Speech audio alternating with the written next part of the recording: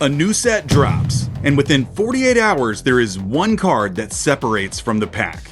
It's the cleanest art, it's the rarest pull, and it's already selling for almost 3 times what any other card in the set is selling for. You see the price climbing daily, and you see people online calling it the best SIR in years. And you feel it, that pressure, that urgency, that voice that says, if I don't buy this now, I'm gonna regret it forever.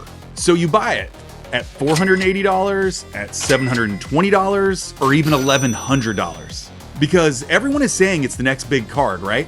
Now let me fast forward 6 months, the hype has cooled down, and you're seeing people selling that card left and right. The next set has already come out, and most people have already forgotten about the card.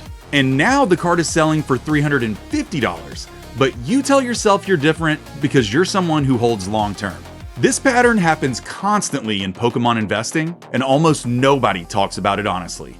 And that's because chasing the next big card feels smart in the moment, but in reality, it almost never works for you. Now let's break down why. Here's the first trap, the illusion of early. When you chase the next big card, you have a tendency to always believe you're early, but in reality, that's rarely the case. By the time it looks like it's the next big card, the price has already started moving. The price spikes are visible, the momentum surrounding the card is visible, the number of posts on YouTube and social media are visible, and that visibility means that demand has already started working against you. You're not buying before the crowd, you're buying because of the crowd. And that distinction, it matters. The biggest gains in Pokemon happen before everyone has jumped on the hype train. Once a card has been labeled the chase card, the odds of that card gaining value go up, but the odds of that same card having an even bigger fall in price go up even higher, which means that you're paying for that upward momentum swing. And momentum swings around chase cards in Pokemon is fragile. The second mistake that I see people make is lying to themselves about the true supply of modern cards. Supply for modern Pokemon cards is always larger than you think it is. And that's because modern Pokemon print runs are massive. And when a new set drops, the pull rates are extremely well documented, case breaks are being live streamed on every platform, and PSA pop reports are updating daily and climbing higher and higher. When you see the price for a modern chase card spike in the first month, the supply for that set hasn't even truly hit the market yet. And you're chasing that card because it feels rare, not because it actually is. And feeling rare isn't real rarity, it's just delayed supply hitting the market. But when that supply hits, prices don't just stabilize, they drop. And they usually drop fast. And that's because all those early buyers were driven purely by emotion. Let's zoom out. Almost every big chase card follows the same arc. The first phase is discovery. In the beginning, it's almost always the same story. It always looks like there's going to be some insanely low pull rate, there's always huge buzz surrounding the card, and prices start creeping up for the first few weeks. Then comes phase 2, which is amplification. This is where you see endless videos about that card on YouTube, you're seeing people pull it left and right on TikTok, and it really feels like you're missing out on this. Then comes phase 3, which is peak attention. In this phase, it really starts pulling on you. You're seeing the price climb day after day, you're seeing more and more pictures of it online and listings, and it feels like everyone is getting their hands on this card except for you. Next is phase 4, which is supply expansion. In this phase, you really see supply start rolling in. You're starting to see more and more product hit the shelves, and you're starting to see those people who submitted their cards to PSA early, they start coming back. And that tension that you're feeling about not having the card, it starts letting up a little, but only just a little bit. And finally comes phase 5, which is the downward price drift. And this is the phase where the chase card either stops moving altogether or it starts falling. Most people are buying in either phase 2 or phase 3. Almost nobody buys in phase 1, and that's mostly because there haven't been enough people really pull that card yet, and people are still holding out hope that the pricing falls off a cliff. Phase 2 has this sort of validation trap that a lot of people feel, because you don't want to miss out and then this card shoot up $500 or more from its currently already inflated price. And I know it sounds strange, but most people would rather be right than take a risk on making the biggest return in the beginning. Now let's talk about that emotional trap for a minute. Chasing the next card isn't always about getting it before you get priced out of possibly ever owning it. This might sound strange to some of you, but it might sound familiar. But some people chase the card because it's about status. Owning that new expensive chase card feels powerful, and posting it feels impressive. And that feeling of being right feels extremely rewarding. It's a dopamine hit that you get from thinking you caught something early. But here's the reality. If everyone sees the price moving, then you're not early. By the time the price for the next big chase card starts climbing, you're not the one driving that price move, you're just reacting to it. And buying that new chase card after the prices started climbing can be really risky, because for that price to keep climbing, it needs a constant flow of new buyers. In Pokémon, the fuel that drives that price further and further up is demand. Once the flow of new buyers slows down, prices stall. And when they stall, late buyers are the ones who usually fill it first. And once a majority of the people who are actually going to buy the card get it, you really see that demand start ratcheting down. And then that price spike, it tapers off fast. The opportunity cost that virtually no one calculates is that when you buy that $900 card, you're deploying $900 of your own money into the market after the price has moved. What else could that $900 buy? I would be looking at 2 or 3 mid-tier cards that are undervalued. Or I'd be looking to buy up some sealed product right before it's about to go out of print. When you buy what's already hot, you're missing what's early. And experienced Pokemon investors, they do the opposite. They sell that big chase card when everyone is excited about it, and they buy it when nobody cares about it anymore.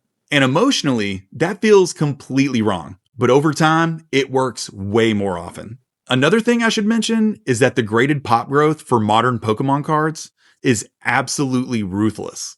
The big modern chase cards always see explosive PSA pop growth.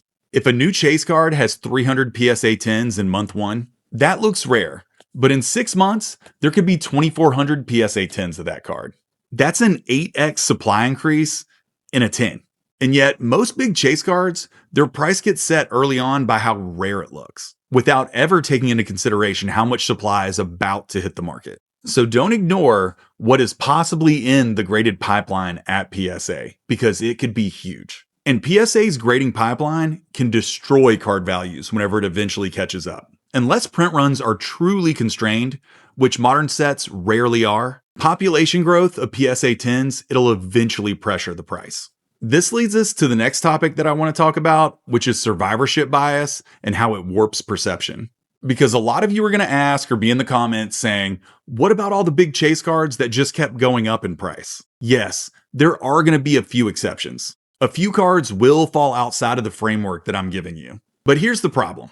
You remember the winners, and everyone always forgets about the dozens and dozens of chase cards that never lived up to the early hype. Survivorship bias creates this illusion that chasing these high-end chase cards will work out long-term. Because when there's a big chase card in Pokemon that breaks out, it truly breaks out. And when that big chase card starts going down in price a little bit, people tend to just move on and not talk about it anymore. They are out there, but there's very few videos on YouTube about the chase card that started at $1,100 and dropped to $400.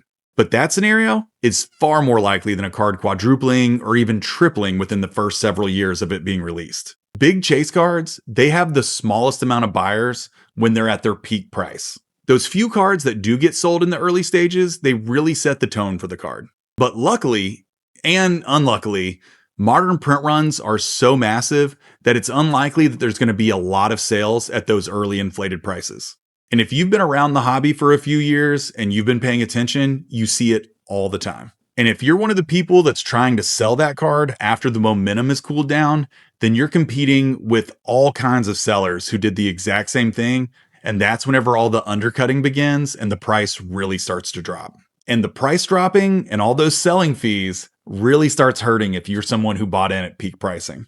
And suddenly, your breakout card produces mediocre profit, or even worse, it just lost you money. Liquidity for a top chase card when it's at its peak price is just an illusion. It's really driven by bursts of people who are buying out of FOMO. And once that urgency fades, you see the price that someone's willing to sell the card for start to really spread out. The best buying opportunities in Pokemon rarely look obvious. Those opportunities usually get ignored, and then you see something happen like what happened with the Vaporeon, the Jolteon, and the Flareon promos from Evolving Skies. While everyone's chasing the next big chase card, your best investments can happen in those overlooked areas. When hype for a big chase card moves, and it always moves, those overlooked areas, they move next. And don't get me wrong, chasing feels good because it feels like you're being proactive so you don't miss out. And having patience is really hard because it feels like you're missing the boat. But in Pokemon, patience almost always wins. So here's the better approach. Instead of chasing those big chase cards, try this. Wait until the second or third print wave starts hitting the shelves. Then watch what pricing is doing during that time. Then start watching how many listings are on TCG Player versus how many listings are being sold per day. Also pay attention to if people are already getting hyped up for the next set that's surely getting ready to come out, or if there's other cards in that set that started creeping up in price during that second or third wave. And if in that second or third release wave the price has dropped, dip your toe in and start buying a few copies. And all of these things, they require time and they require restraint. It requires letting other people chase those big cards first. And restraint is hard because it's really hard to hold back when that new set hits. And that's why having a plan and sticking to that plan is what gives you the edge in this. Every time you feel the urgency to buy the next big chase card, take a beat. Ask yourself, am I early or am I just responding to the hype around this card right now? Is the upside to buying this card bigger than the downside? Or ask yourself, am I cool holding this card for the next few years if it drops 40% in price? And if the answer is no to any one of those, you're not investing, you're reacting. The people who usually win in Pokemon investing aren't the ones that chase every hot card that starts moving. They're usually nowhere near that hype cycle. While everyone else is scrambling to get their hands on that new card that just spiked, they're patiently waiting for the price to drop or for better entries to come along. Investors don't need the next big card. They need a repeatable edge that they can use consistently to make money whenever a new set drops. And chasing that big special illustration rare in the beginning almost never provides it. If you like this video and you want to see more like it, hit like and subscribe, and I'll see you guys in the next one. Bye.